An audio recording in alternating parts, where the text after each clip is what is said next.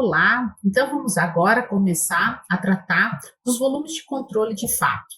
No primeiro momento, nesse nosso primeiro encontro, foi para tratarmos dos balanços, dos fluidos, das condições, de uma forma bem genérica. Nós até fizemos um exemplo, e vamos retratá-lo aqui, sobre bocal, mas a gente não tratou tão especificamente desse volume de controle. E o objetivo agora dessa aula é, dentro desse conteúdo, né, bocal e difusor, entender especificamente do que se trata e fazer algumas considerações importantes que serão usadas também em outros volumes de controle. Então, vamos lá. O bocal e o difusor, a gente já viu que estava na categoria dos volumes de controle que alteram o escoamento. Então, no bocal, a gente tem uma diminuição, né, dessa área de escoamento, e no difusor, um aumento. No bocal, essa diminuição ela vai provocar um aumento da velocidade do escoamento. Então, eu perco energia na forma de pressão em detrimento de um aumento de energia cinética, o que vai acontecer inversamente no difusor. Eu perco energia cinética e aumento a pressão.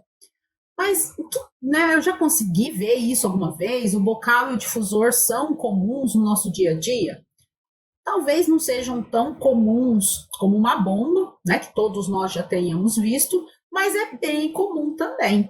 Se a gente pensar num secador de cabelo, e aí todo mundo, pelo menos, já viu um secador de cabelo, nós podemos ter dois adaptadores nesse secador, um bocal ou um difusor.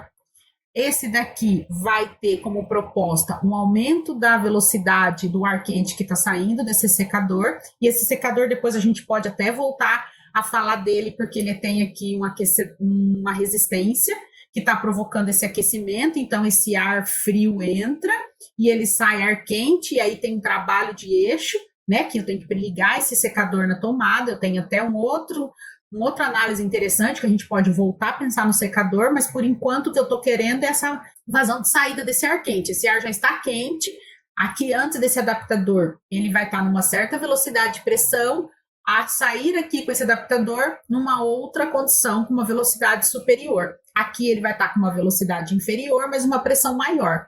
Cada um desses adaptadores, as cabeleireiras, os cabeleireiros usam para uma especificidade da modelagem do cabelo, né? Então, para cabelos cacheados, acho que eles usam esse. Dependendo do interesse que eu quero, se eu quero altas velocidades ou se eu quero pressão, eu vou colocar um adaptador ou outro. Pode ser que eles nem saibam, né, que é isso que está provocando, mas eles sabem quando ele usa um adaptador, quando ele usa outro. Então, esse é um exemplo de bocal e difusor, bem comum no nosso dia a dia. Mas existem outros exemplos? Sim, a gente pode usar isso para medir fluxo, né, medir vazão. Nas mangueiras de jardim, geralmente a gente coloca um adaptador também, um bocalzinho para poder ter mais velocidade, ou coloca alguma coisa para aumentar a pressão. Então, é comum também usar esse tipo de volume de controle na saída das mangueiras de jardim.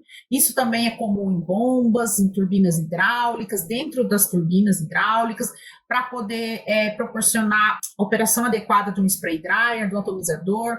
Então, esses bocais, esses difusores sempre estão lá quando eu quero fazer variação de velocidade ou de pressão, só alterando a geometria da tubulação, a geometria por onde está passando esse fluido.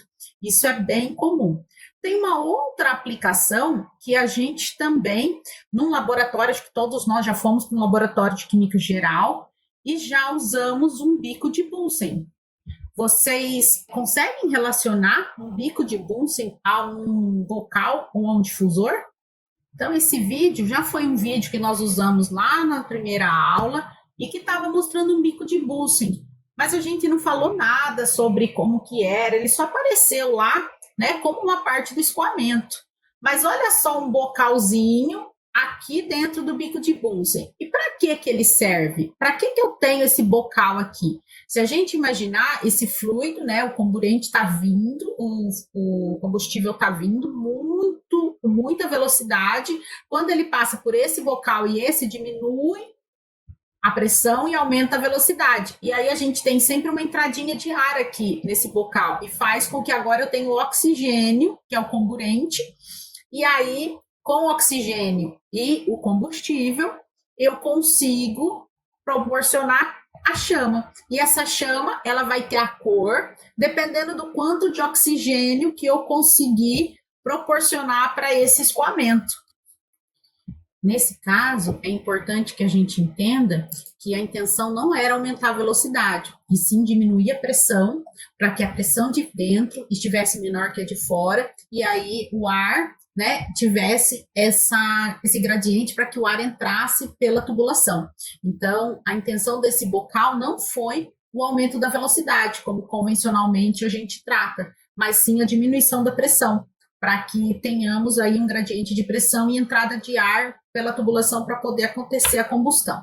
É um processo onde eu tenho o escoamento e tenho um bocal, e esse bocal vai proporcionar, junto com aquela entradinha que tem, lembra que o professor de química falava, abre um pouco a vazão do ar, fecha a vazão do ar, para que possa entrar mais, uma razão maior de ar ali, e tenha uma chama em maior intensidade, menor intensidade, que a gente vê pela sua coloração.